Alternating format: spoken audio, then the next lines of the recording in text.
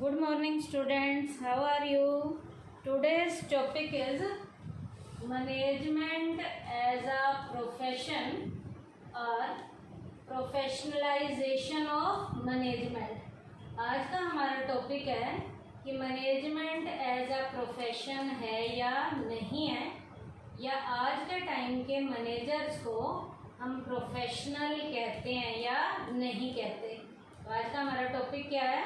Management as a profession और professionalisation of management. अब बेटा सबसे पहले हमने मैनेजर्स को प्रोफेशन की कैटेगरी में लेना है या नहीं लेना, सबसे पहले हमें प्रोफेशन का मीनिंग पता होना चाहिए। किसका? प्रोफेशन का मीनिंग पता होना चाहिए। प्रोफेशन है क्या? It refers to that economic activity which is conducted by a person having some special knowledge and skill which is used to impartially to serve various sections of the society. Profession क्या है? एक economic activity है, ऐसी economic activity है जिस activity को करने के लिए उस इंसान के पास एक स्पेशल फील्ड की नॉलेज के साथ साथ स्किल भी होनी चाहिए, और जिस स्किल और नॉलेज का यूज़ वो इंसान सोसाइटी के जितने भी सेक्शन हैं उनके कल्याण के लिए भी करता है और उनसे पैसा कमाने के लिए भी करता है। इसे हम किसका नाम देते हैं? प्रोफेशन का नाम देते हैं। जैसे डॉक्टर्स हैं, जितने भी हमारे चार्टर्ड अकाउंटेंट हैं आज के टाइम के, उसके बाद हमारे जितने भी लॉयर्स हैं, ये क्या करते हैं? लोगों से पैसा लेते भी हैं और समाज का कल्याण भी करते हैं।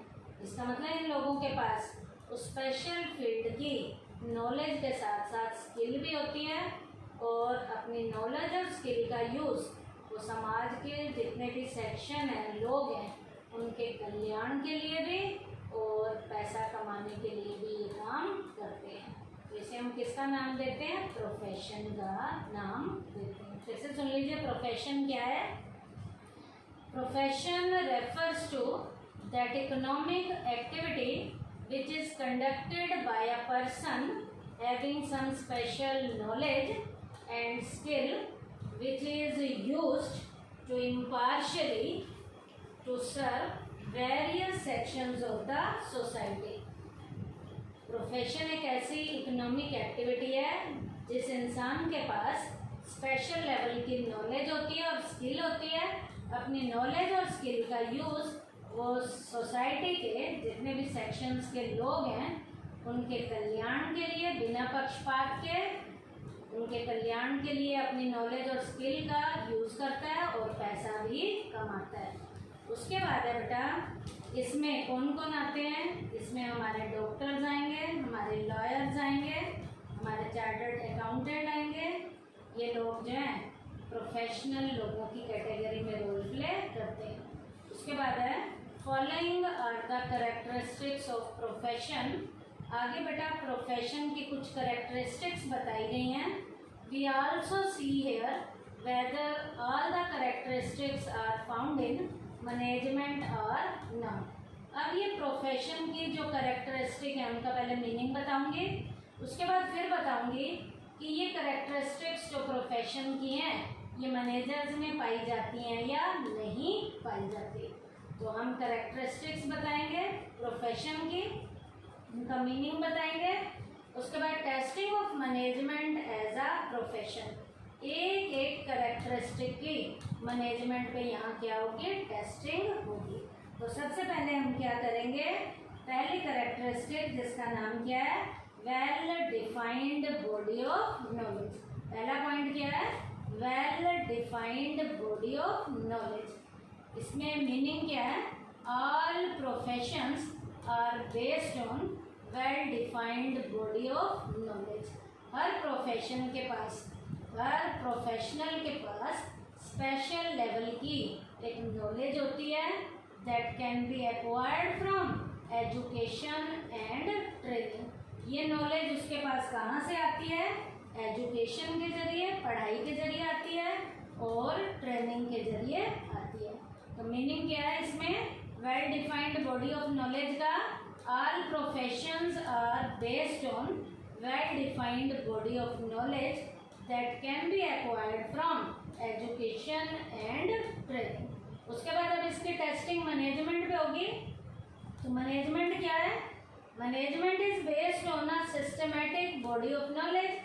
मैनेजमेंट में भी जो मैनेजमेंट का हमारा सब्जेक्ट है उसमें हमें खास सब्जेक्ट की नॉलेज दी जाती है। ये भी सिस्टमैटिक तरीके की नॉलेज की एक बॉडी है। It has its own principle based on experiment. इसके अपने खुद के प्रिंसिपल हैं जो एक्सपेरिमेंट के ऊपर बेस्ड हैं। This knowledge can be acquired at different educational institution. ये नॉलेज भी हम अलग अलग एजुकेशनल के इंस्टीट्यूशन में जाकर ये नॉलेज हम लेते हैं। To provide management education, Indian institute of management IIMS have been set up in India. इसके लिए इंडिया में IIMS एस्टेब्लिश किया गया जो मैनेजर्स को एजुकेशन देता है, ट्रेनिंग देता है। Hence on this basis management can be accepted as a profession। इस बेसिस पे well defined body of knowledge पे हम मैनेजमेंट को प्रोफेशन की कैटेगरी में क्या करते हैं, एक्सेप्ट करते हैं। क्यों करते हैं, क्योंकि जैसे प्रोफेशनल के पास वेल डिफाइंड लेवल की नॉलेज होती है, ऐसे ही हमारे मैनेजर्स के पास भी वेल डिफाइंड लेवल की नॉलेज होती है। और ये नॉलेज कहाँ ली जाती है, एजुकेशनल इंस्टीट्यूशन में ली जाती है, एजुकेशन के जरिए और ट्रेनिंग के जरिए। ये वाला पॉइंट जो पहला है ये प्रोफेशन का हमारे मैनेजर्स पे अप्लाई होता है। तो इस पहले पॉइंट पे मैनेजर्स को क्या कहा जाएगा, प्रोफेशनल कहा जाएगा। सेकंड है रिस्ट्रिक्टेड एंट्री। सेकंड पॉइंट क्या है, restricted entry. The entry to a profession is restricted through an examination. Profession की फील्ड में एंट्री लेने के लिए रिस्ट्रिक्शन लगी हुई है। इसके लिए एग्जामिनेशन का जो टेस्ट है वो कंडक्ट कराया जाता है और एक्वायरिंग एन एजुकेशनल डिग्री। इसके लिए उस फील्ड की एजुकेशन की क्या होनी चाहिए, हमारे पास डिग्री होनी चाहिए। कैसे, for example a degree in law is essential for joining the law profession. Law profession को ज्वाइन करने के लिए लॉ की डिग्री होनी चाहिए। डॉक्टरी के पेशे को शुरू करने के लिए डॉक्टरी की पढ़ाई का आपके पास क्या होना चाहिए, सर्टिफिकेट होना चाहिए, उसकी डिग्री होनी चाहिए। उसके बाद अब इसकी टेस्टिंग करेंगे रिस्ट्रिक्टेड एंट्री की, किसके ऊपर, मैनेजमेंट के ऊपर। As far as management is concerned anyone can be appointed as a manager irrespective of the educational qualification possess. ये वाली क्वालिटी इसके ऊपर अप्लाई नहीं होती। किसी भी व्यक्ति को मैनेजर अपॉइंट किया जा सकता है, जरूरी नहीं है उसके पास उस फील्ड की स्पेशल लेवल की एजुकेशन की क्वालिफिकेशन हो या ना हो। किसी भी व्यक्ति को यहाँ पर मैनेजर जो है अपॉइंट किया जा सकता है। And on this basis management can not be accepted as a profession. अब इस पॉइंट के ऊपर, कौन से पॉइंट के ऊपर, रिस्ट्रिक्टेड एंट्री पे, प्रोफेशन में तो है लेकिन मैनेजर्स में ये वाली क्वालिटी अप्लाई नहीं होती। तो यहाँ पर इस पॉइंट के बेस के ऊपर मैनेजर को प्रोफेशनल की कैटेगरी में एक्सेप्ट नहीं किया जाता। इस पॉइंट पे मैनेजर्स को प्रोफेशन की कैटेगरी में एक्सेप्ट नहीं किया जाता। पहले वाले पॉइंट पे एक्सेप्ट किया गया था, दूसरे वाले पॉइंट पे एक्सेप्ट नहीं किया गया। थर्ड है प्रोफेशनल एसोसिएशन। थर्ड पॉइंट क्या है, professional association. The third characteristics of profession is that it must have a representative professional association। Profession के ऊपर एक क्वालिटी जो अप्लाई होती है वो कौन सी, इनकी खुद की रिप्रेजेंटेटिव लेवल की जो प्रोफेशनल एसोसिएशन है उसकी करेक्टरिस्टिक्स इन पे अप्लाई होती हैं, which perform the various important function. इनकी जो प्रोफेशनल एसोसिएशन है वो कई तरीके के फंक्शन प्रोवाइड कराती है। वो क्या क्या काम करती है, इनमें इनका काम क्या क्या हो सकता है, रेगुलेट एंट्री, एंट्री के रेगुलेशन देखती है, grant certificate of practice, certificate देती है ताकि प्रैक्टिस की जा सके, create a code of conduct for guiding the activities of the profession, profession की एक्टिविटीज को गाइड करने के लिए कोड ऑफ कंडक्ट बनाने का काम भी ये रिप्रेजेंटेटिव लेवल के एसोसिएशंस करती हैं। अब इंडिया में ये रिप्रेजेंटेटिव एसोसिएशंस जो हमारे प्रोफेशनल पे अप्लाई होती हैं वो कौन सी हैं? In India representative professional association with regard to other profession have already been established. और वो कौन कौन से हैं? बार काउंसिल ऑफ इंडिया हमारी किसके लिए है? लॉयर्स के लिए। मेडिकल काउंसिल ऑफ इंडिया हमारे डॉक्टर्स के लिए है। और एक चार्टर्ड अकाउंटेंट के लिए भी है, institute of chartered accountant for chartered accountant है। तो ये रिप्रेजेंटेटिव लेवल की एसोसिएशन है प्रोफेशनल के ऊपर जो अप्लाई होती हैं, जो उनके लिए कुछ काम करती हैं। क्या क्या काम करती हैं ये मैंने अभी आपको बताया है। रेगुलेट्स एंट्री, उसके बाद ग्रांट सर्टिफिकेट ऑफ प्रैक्टिस का काम करती हैं, create of code of conduct for guiding the activities of the profession. तो प्रोफेशन के ऊपर प्रोफेशनल लेवल की जो रिप्रेजेंटेटिव एसोसिएशन है उनको अप्लाई किया जाता है, उनके रूल्स और रेगुलेशन इनको पूरे करने पड़ते हैं। बार काउंसिल हमारी किसकी है? लॉयर्स के लिए। मेडिकल काउंसिल हमारी किसकी है? डॉक्टर्स के लिए। उसके बाद है ये अब टेस्टिंग करेंगे इस पॉइंट की मैनेजमेंट के ऊपर। For managers all India management association, all India management association AIMA has been established, but it is not essential to be the member of AIMA in order to be a manager। एक manager के लिए जरूरी नहीं है कि वो इसका member हो, लेकिन एक मैनेजर के ऊपर ऐसी एसोसिएशन एस्टेब्लिश की गई है। लेकिन ये जरूरी नहीं है एक मैनेजर बनने के लिए, एक मैनेजर बनने के लिए जरूरी नहीं है कि वो मैनेजर तभी बन सकता है जब वो इसका मेंबर होगा। Therefore, on this basis, management cannot be accepted, management cannot be accepted as a profession। बेटा प्रोफेशनल पे जरूरी है प्रोफेशनल लेवल की रिप्रेजेंटेटिव एसोसिएशन का मेंबर होना जरूरी है। मैनेजर्स पे AIMA की एसोसिएशन है तो सही, लेकिन ये जरूरी नहीं है हर मैनेजर इसका मेंबर हो। लेकिन जब जरूरी नहीं है तो प्रोफेशन वाला ये पॉइंट जो था प्रोफेशनल रिप्रेजेंटेटिव एसोसिएशन का, ये मैनेजर्स पे अप्लाई नहीं होता। तो इस पॉइंट पे मैनेजर्स को प्रोफेशन की कैटेगरी में एक्सेप्ट नहीं किया जाता। उसके बाद है next point, ethical code of conduct. क्या? Ethical code of conduct. Ethical code of conduct क्या होता है? Rules and regulation. Ethical code of conduct professional पे कैसे होगा? Members of a profession are bound to follow a code of conduct. जो professional level के जो हमारे प्रोफेशन हैं उनके ऊपर बेटा इन रिप्रेजेंटेटिव एसोसिएशन के कोड ऑफ कंडक्ट रूल्स और रेगुलेशन क्या किए जाते हैं? फॉलो किए जाते हैं। By code of conduct we means rules and regulations frame to guide the behaviour of professional. Code of conduct में यहाँ प्रोफेशनल के लिए रूल्स और रेगुलेशन जो बनाए जाते हैं वो टाइमली जो है प्रोफेशनल के बिहेवियर को टाइमली काम करने के लिए गाइडलाइंस देते हैं। क्या? Code of conduct. किनको? प्रोफेशनल को। The code of conduct of already recognised professions like. अब वो कौन से कोड ऑफ कंडक्ट इनके बनाए गए हैं जो इनको रूल्स और रेगुलेशंस की गाइडलाइंस देते हैं? बार काउंसिल जो था हमारा किन के लिए था? लॉयर्स के लिए।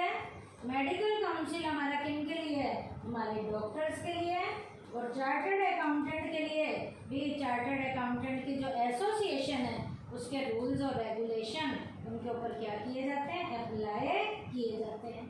अब इस पॉइंट की एथिकल कोड ऑफ कंडक्ट जो हमारे प्रोफेशनल पे अप्लाई होता है, इसकी अब टेस्टिंग किसके ऊपर करेंगे? हम मैनेजमेंट के ऊपर करेंगे। As far as management is concern, there is no such code of conduct has been laid down. ऐसे कोड ऑफ कंडक्ट जो प्रोफेशनल के लिए बनाए जाते हैं, वो मैनेजर के ऊपर ऐसे कोई भी अप्लाई नहीं किए जाते। On this basis, it can be asserted that management is not at all a profession. यहाँ पर भी मैनेजर्स पे ये कोड ऑफ कंडक्ट वाला जो रूल है, करेक्टरिस्टिक है, प्रोफेशनल पे तो अप्लाई होती है, मैनेजर्स पे अप्लाई नहीं होती। तो इस पॉइंट के भी आप पे भी हम मैनेजर को प्रोफेशनल की कैटेगरी में एक्सेप्ट नहीं करते। कौन से पॉइंट पे? एथिकल कोड ऑफ कंडक्ट पे। उसके बाद नेक्स्ट पॉइंट है सर्विस मोटिव। प्रोफेशन में the main motive of a profession is to serve the society. Profession का मेन मोटिव क्या है?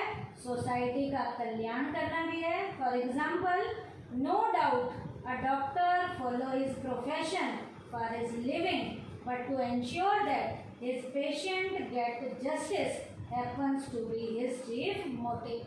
इसमें कोई डाउट नहीं है कि आजकल के डॉक्टर्स अपने मरीजों का इलाज पैसा लेके करते हैं, पैसा तो कमाते ही कमाते हैं, लेकिन साथ में वो अपने पेशेंट को भी ठीक करते हैं। उनका मेन मुद्दा अपने जो है पेशेंट को भी ठीक करना होता है। तो पैसा कमाने के साथ साथ यहाँ सर्विस मोटो को भी क्या किया जाता है? पूरा किया जाता है। और ये पॉइंट हमने टेस्ट करना है मैनेजर्स के ऊपर, मैनेजमेंट के ऊपर। तो यहाँ क्या लिखेंगे? प्रॉफिट मैक्सिमाइजेशन में be the basic objective of management. Management का मेन ऑब्जेक्टिव प्रॉफिट कमाना होता है, but now a days it does not hold true.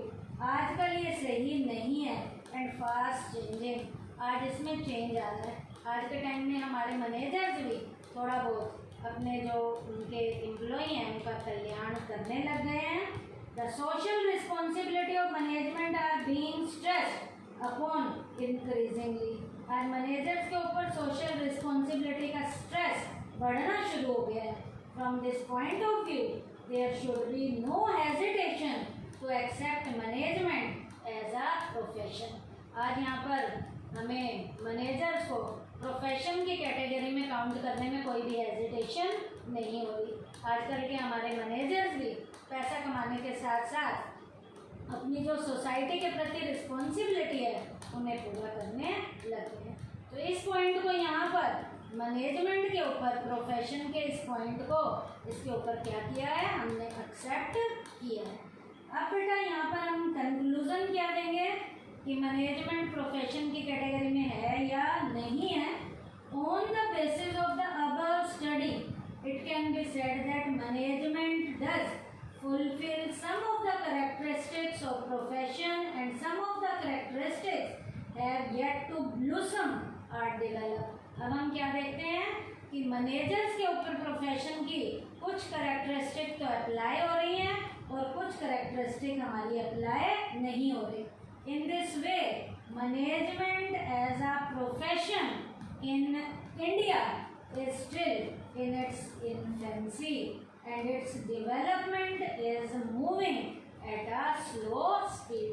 आज इंडिया में मैनेजर्स की कैटेगरी प्रोफेशन की कैटेगरी में इन्फेंट स्टेज की है। इन्फेंस का मतलब है 1 साल से छोटे बच्चे की आयु वाली कंडीशन की है। हाँ, धीरे धीरे इंडिया में मैनेजर्स को प्रोफेशनल की कैटेगरी में काउंट कर लिया जाएगा, लेकिन अभी मैनेजर्स को प्रोफेशनल की कैटेगरी में काउंट करने में अभी बहुत स्लो स्पीड से वो जा रहे हैं, फास्ट स्पीड से नहीं जा रहे।